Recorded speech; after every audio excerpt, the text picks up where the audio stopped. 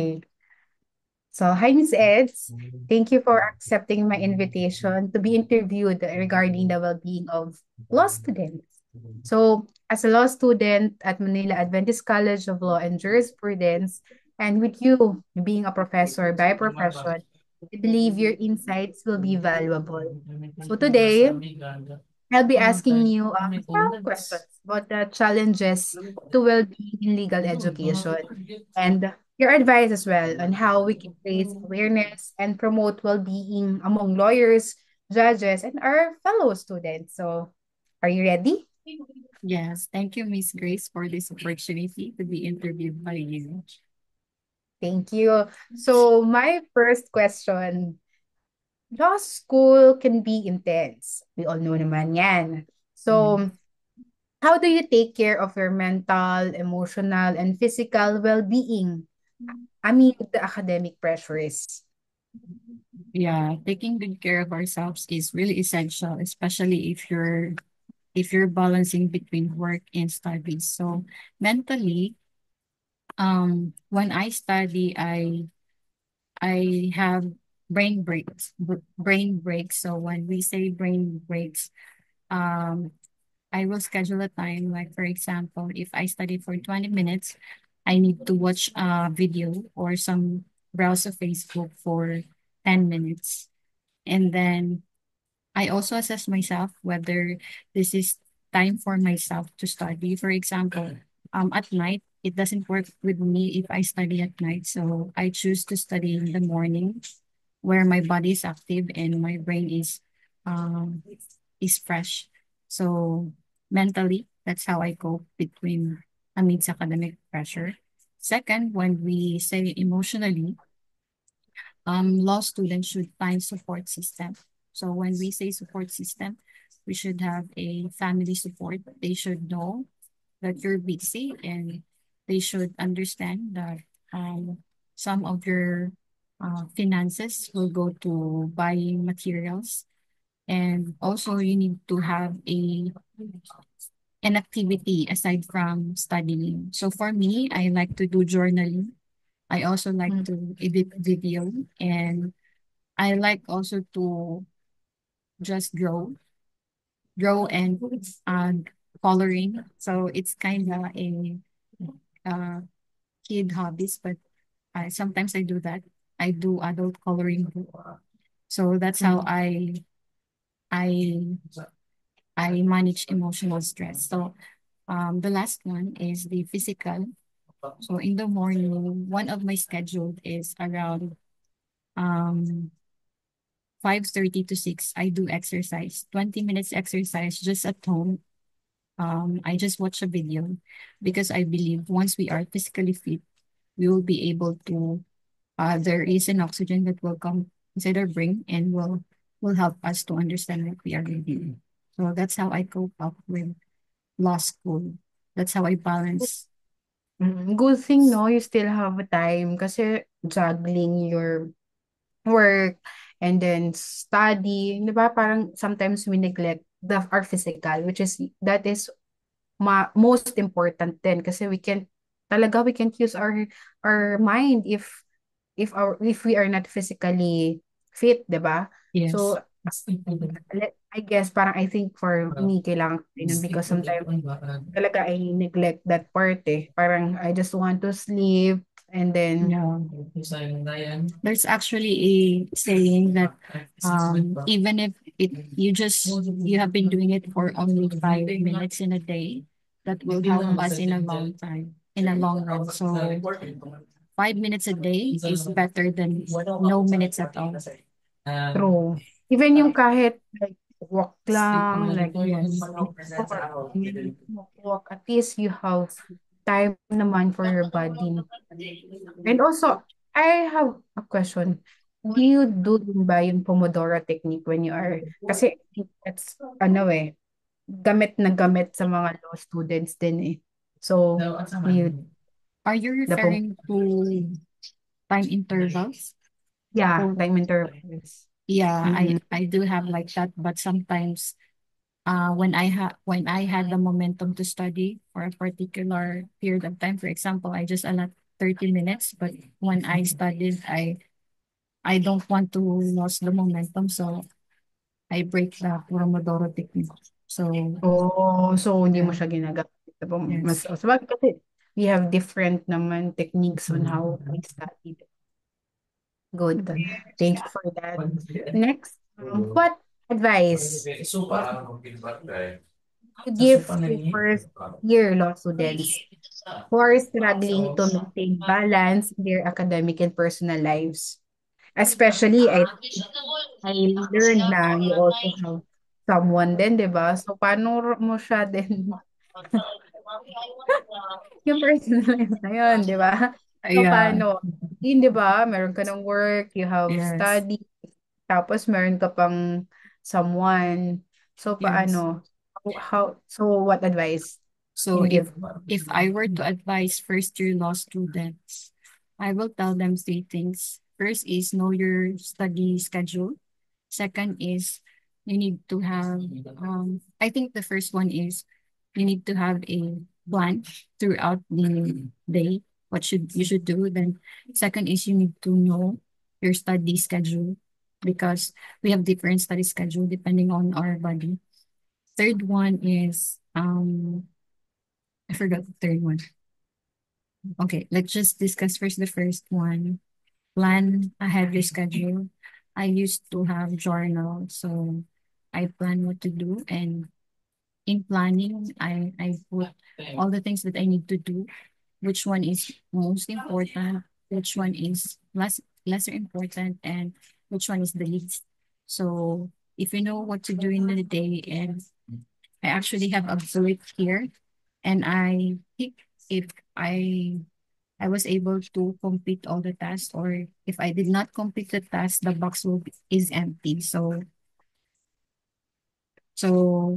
that is the first one, planning ahead of time. The second one is know your schedule.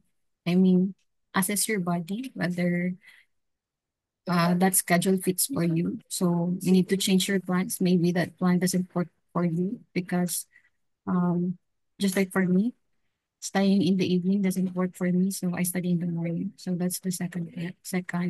And the third one is assess your materials because that's the problem I had when I was in my first year. I collect a lot of materials. In the end, I don't know where to study. So if I were to advise the first year law students, they need to know or they need to assess whether that particular material is helpful to them. Well, of course, it's different from one student to another student, so they should know which one is food to them. So I think that's the three things that I will advise to the first year law students. Okay, tama, no? Talagang it's really important to at least have a plan, di ba? Indicate na doon kung ano kasi parang, yeah, gusto ko rin sinabi mo na if we have a lot of materials, reading materials na ginagamit, parang nag-jumble-jumble na rin talaga kung hindi ka na makapag-focus sa isang material. Tama talaga na we have one material para yung focus natin is nandoon. Kasi same din naman yun ng, um, ng laman kumbaga, ng gist. Basta lang alam mo talaga yung specific Yes, na, 'di ba? Saan mo kukunin. So, I think that's first na good advice for our law students, 'di ba?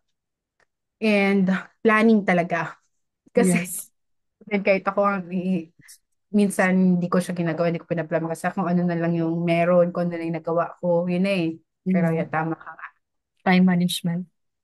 And then, yeah, time management. Especially, actually, mas may advantage for me na today na hindi na ako nag-work, na hindi na ako working na time management. Kasi as ngayon, I can say na ano ako full-time student. So as a full-time student, because I think na I have a lot of time pa to study, yung time management, hindi ko na siya nagagawa. Kasi I think na, meron pa naman akong time, madami pa akong time to study, pero pag andun na, ayun na yung time, wala. Parang paulit-ulit.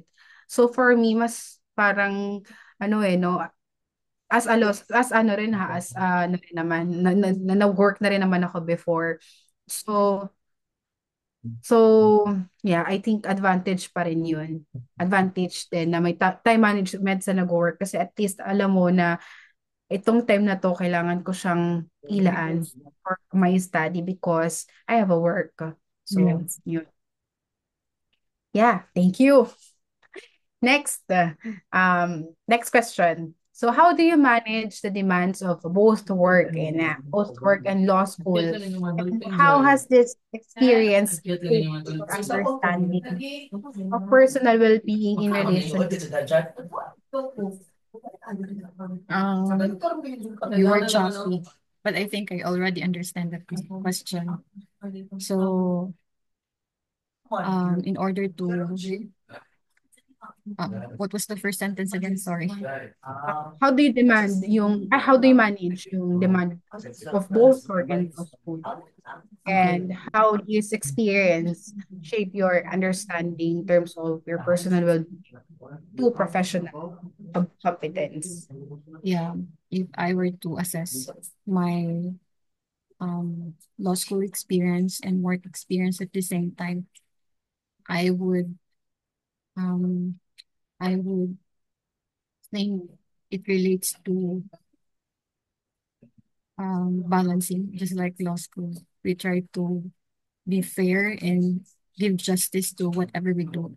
So at the end of the day or at the end of the semester, I assess myself first if enrolling how many units. So I need to ask ilan ba yung units na i-enroll ko.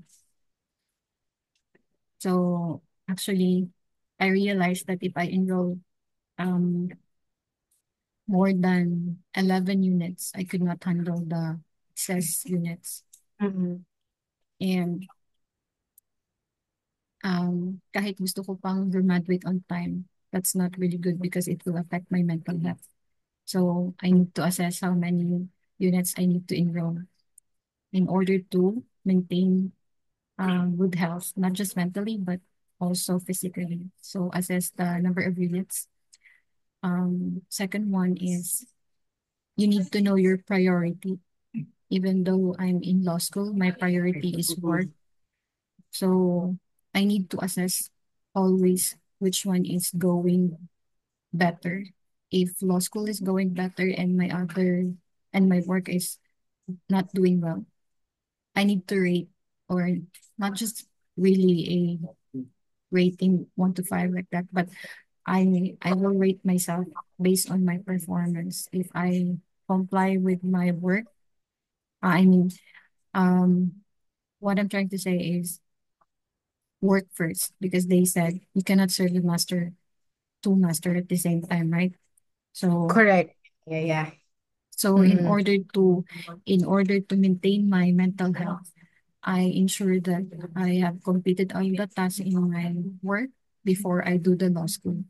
So yeah, if I'm not doing well in my work, I need to reduce my units involved.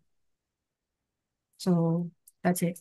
I have two things. First one is to what was the first one I said?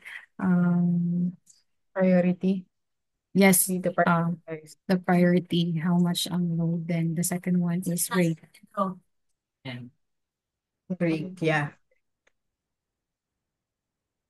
Or actually, yeah, you need to, I like what you said na you need to assess kasi nga, correct ka na, you cannot serve two masters at the same time. So, prioritization talaga is really important. And as a law student na who's working, hindi mo rin talaga kailangang ipilit na makapagtapos ka on time. Yes. It's who can dictate na, kasi ang hirap na yeah, you have work and then you have studies and then ipipilit mo na makagraduate ko on time and then mag-suffer talaga yung health mo. It's really not advisable talaga, no? Kasi grabe yung mental health noon, di ba? Yeah. Working ka 8 hours and then kung kukunin mo siya full units for one sem, ang hirap talaga. So, tama yon, prioritization, assess yourself, Kasi Yes. hindi mo naman kailangan makipagsabayan sa mga ibang student. Kasi kung sa kanila nag-work yun, kung na-handle nila yung mental health nila at the same time, handling yung work in law school, edi good. 'Di ba? That's good. But it's not the same naman din with other students, 'di ba? Na syempre, meron naman tayong iba't ibang priority. So, correct, correct, tama naman. Yeah, prioritization, assess yourself. Hindi mo kailangan makipag-race, di ba? Yung Yes. ibang na, bakit sila ang galing nila? Kasi nga, mas marami sila sigurong time na, ayun din, yung iniisip natin na parang ang bobo-bobo natin. Hindi na, compare kasi natin yung self natin sa ibang student. Which is, Yes. baka kasi mas marami silang time, exert time na nabigay, unlike sa atin. Hindi tayo bobo. Yes. Kulang lang yung time ng pag-study natin. Kulang yung, and then siguro, yung, ang discipline. Kailangan din talaga, number one, discipline kung paano natin masasagit, kung paano natin maaaral yung isang um, ang subject, sabihin natin. Ako nga naniniwala ko na ano sa law school, work smart talaga. Yes, yes, yes, Yung yes. work smart than work hard. Well, Yes. kailangan mo ng work hard, pero mas work smart. Kasi kung kaya mo namang hindi mo maintindihan, ang dami na rin natin ngayong tools gamitin, right? Na Mhm. makakatulong talaga na work smart. Yung, Yes. hindi natin mag-work hard na kailangang aral-aral eh. Kasi, Mhm. like, ibibigyan ka ng marami. Sabihin natin, 20 cases a day. O sabihin natin for 3 hours. Ang kailangan yung basahin is 30 cases, 20 cases. Pero hindi naman yung lahat mapapasadahan. Hindi naman lahat yan. Yes. Hindi naman lahat ng fact Actually, I was itata. like that first year. Diba? Hindi lahat yan itatanong. So, you really need to work smart on. And kailangan mo rin kilalanin yung professor mo, 'di ba? Kung paano siya the way he ask, he throw a question. So, yun, kailangan mo din talagang Yes. talagang not work hard. Kasi kung work hard ka, alin mo yan, yan. Kasi hindi naman yan lahat mapapasok sa isip mo. Hindi mo naman lahat yan ma, may solve, di ba? Hindi yan lahat. Really work hard. Then last na, Miss Edeline, since your advice to your law students, ito naman, what advice can you give to help promote and instill greater well-being in the profession, Um, including the law students, I'm lawyers? sorry. I'm sorry. I have someone to talk with. I need to pause the recording first. Wait. Okay. Sure. Okay, Tignan ko na then. save mo. Uh, okay. Ako na stop. Yung, alam mo, yung, Okay. Sorry so for the yan. interruption. Miss Ed, it's okay. Don't worry. So last question. What advice can you give to help promote and instill greater well-being in the legal profession? I think including na yung students, lawyers, or the rest of in the legal profession. I think one thing I could advise is to create an organization that promotes um, camaraderie and friendship, and where you can help one another and not just compete with one another. Because I believe that if we are healthy, we will be able to progress. Correct. Ayan. Thank you so much. Camaraderie, tama talaga yan, na magkaroon ka ng friends within the legal, Yes. di ba? Legal world. Iba pa rin kasi talaga if meron kang someone to talk to na naiintindihan ka, na parehas kayo. Kasi especially sa friends mo, kapag ka nagsabi ka ng isang batas, tapos parang ini-insist mo yung batas na gusto mong sabihin, hindi nila maiintindihan, magmumukha ka lang mayabang, ganun. Yes. Pero kapag nakipag-usap ka um, Law sa student. law student mo and then yung doon ka Professor. nakaka kasi at Mm, least parehas kayo ng nararamdaman, 'di mm-mm. ba? Yes. Pinagdada. So ayun, thank you so much Miss Edeline and I hope sa mga makakapanood ba nito is may marami silang mapulot na aral in terms Thank you, of Miss Grace. thank you. Thank you so much, Miss Ed. Thank you for your time. Have I a nice day. enjoyed. Have a nice day too. Bye. Bye.